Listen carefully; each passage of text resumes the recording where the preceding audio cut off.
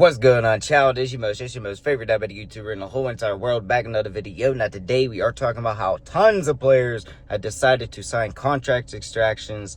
I feel like I said that wrong. And basically they got the bag. Now of course I'm gonna include the Tari Eason thing in this, and of course there's a few things I gotta say. Now usually I would make separate videos for everybody, but I decided, since a lot of them dropped at the same time, signed the contracts at the same time, I would make it one big video. So there are a lot of people that we got to talk about. And of course, I'll just say this. I'm obviously not at home. I'm at work. The show, it must go on. But before we get any further, I have to say this: all love, no hate. Now, first of all, let's just talk about Kevin Durant. Kevin Durant decided to sign a 2-year, $90 million deal with the Houston Rockets. Now, when I say a deal, I do mean contract extensions. So, yeah. So, basically, KD got the money. Now, he didn't take as much money as he could take, so that is the bonus. He's trying to think about the team, trying to win. And honestly, I got to give him a lot of credit, because when I first saw this, I was like, every team that gives KD an extension before he even plays for the team, it never really works out, aka Phoenix, Brooklyn, you know what I mean? Like, it just never seems to actually work out.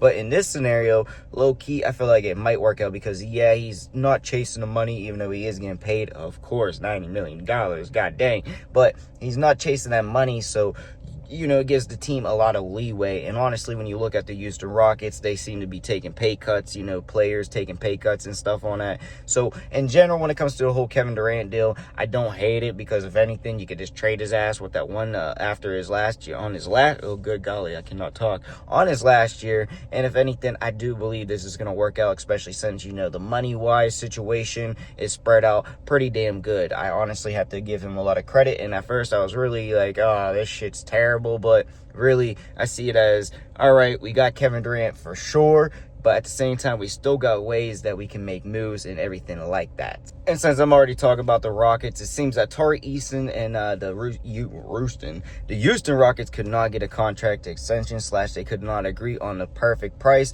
And honestly, all that really truly means is either A, he's going to be a piece that is used as to probably get traded in the trade deadline or this offseason, or necessarily they're just going to try to get a cheaper contract out of him after they see what he's fully about. Now, me personally, I am a fan of him. I think he is a decent power forward, definitely a starting power forward, but of course he is young to the point where I truly just don't know enough. And honestly, I don't know what team he could go to and it would actually look beautiful. But low-key, I'm just thinking real quick, Jaren Jackson and him, you swap them two, that low-key might be a good fit. But at the same time, I don't know if the money and all that would actually add up and all that shit. But side note, I just thought that one out loud. So yeah, they couldn't give him a contract. Most likely he'll be a trade asset to probably acquire another star, if you understand what I mean. Because low-key, I do believe that is another thing that Houston is either trying to do, get another star, or just build a team with the right pay style, pay wages, I don't know necessarily, but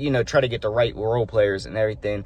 And yeah, I do believe Tari Eason deserved a contract extension, but we don't necessarily know how much he was looking for, and I don't know how much personally I would actually extend him for either. Now, this one, it kind of shocks me. Honestly, I do believe it's worth it, but then you think about it at the same time, I think it might be a little bit overpaid, but yes, he's still a young player, so the potential, especially when you look at the Nuggets, it's needed, so it's definitely there. But Christian Braun signed a 5-year, $125 million deal. Holy shit. Now, I'm going to be honest with y'all, he's been balling ever since he got there. Of course, champion and everything, and low-key looks like a whole new man. But in general, I just don't necessarily know if he's worth $125 million, especially when you're trying to build a winning team around Jokic. Now, maybe you're going to use him as a trade asset because he is young and all that.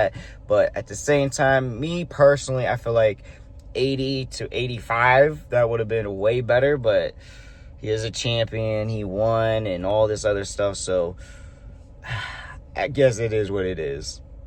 Personally, though, I will admit that he is a hell of a player. He does his thing, of course, and honestly, it just all adds up. And to the point when you think offensively. Now, defensively, I'm a little, I won't say I know his game that well, but at the same time, I just got to admit it a little bit slightly. Now, Dyson Daniels also did get his contract extension, and he signed a 4-year, $100 million deal. Now, I'll be honest with you, I really have no complaints about this one. I feel like low-key, if anybody was going to get that 125, which I don't think could have worked because he wasn't drafted by Atlanta, but if anybody should have got that 125, I do believe it would have been Dyson Daniels. When you look at the potential that he showed, potential he's been having defensively and offensively, I just gotta say I like him. I like him as a player, and I've been high on him, especially when he was getting drafted and all that, but he really is showing out in Atlanta. And honestly, I feel like his fit and just what we're going to see this year is going to prove that he deserves this contract. And really, I guess that's necessarily all I got to say about that, because I'm a fan of that one. And Aaron Nesmith, low-key, got him a little deal as well. I believe he could have got more / deserved more, but not necessarily too much more. But he is signing a 2-year, $40.4 million deal with the Indiana Pacers, of course. Now, when you think about what he brought to the finals, what he brings defensively and everything like that, you're like, yeah, okay, he's a hell of a player. Offensively, I would say it's weary here and there, but something he can work on. He's still younger. He's still a younger player and everything. So, he's still got time to work on it. And then when you look at the Pacers, they're in that weird little funk this season for sure. And we don't necessarily know what their team's going to look like next season. So, they could have just signed him to either, trade him as a trade, use him as a trade asset or something. Sorry, the disability kicked in, or necessarily keep him because the contract ain't terrible, and defensively and everything that he brought to the teams last year, I think is worth this contract. And low key, I feel like he could have got him 50 mil, but what? And finally, it is being reported that Shaedon Sharpe is signing a 4-year, $90 million deal, and Toumani Camara is signing a 4-year, $82 million deal. Holy cow, my words ain't wording for shit. But okay, so I'm gonna be honest with you. When it comes to Shaedon Sharpe, I feel like that's not terrible. If it was in the 100 mil range, I would have been a little bit weary, because I just personally don't think we've seen enough out of him to show that he is worth that much. But at the same time, I am a true believer in him, so I do believe that he is going to be a hell of a player for this team. It's just necessarily, I don't know if he's worth too much. But when you look at the team, it is Portland, and honestly, I like I like the whole team in general, all the young players and shit.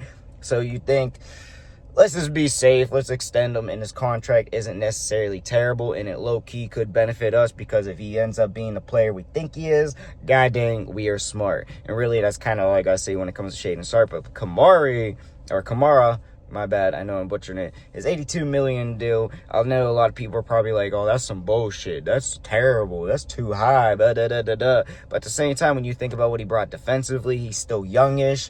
And honestly, I think he could be a defensive player of the year type of defensively. And just from the games that I watched, I didn't watch too many Portland games last year, but just from the ones I watched, he low-key just brought some things to the team that you were like, all right, they're going to need something like that. A little bit of a glue guy type like that if they want to go anywhere, especially since they are rebuilding. Low-key, they got a roster, in my opinion, though. Rebuilding-wise and future, right now-wise or next year-wise. But, yeah, so low-key, I like these deals, and really, that's all I got to say. But do know what y'all think in the comment section down below. Also, in the comments, your boy make all kinds of videos, so comment you want to see. And, yeah, that's all I got for the video. Peace.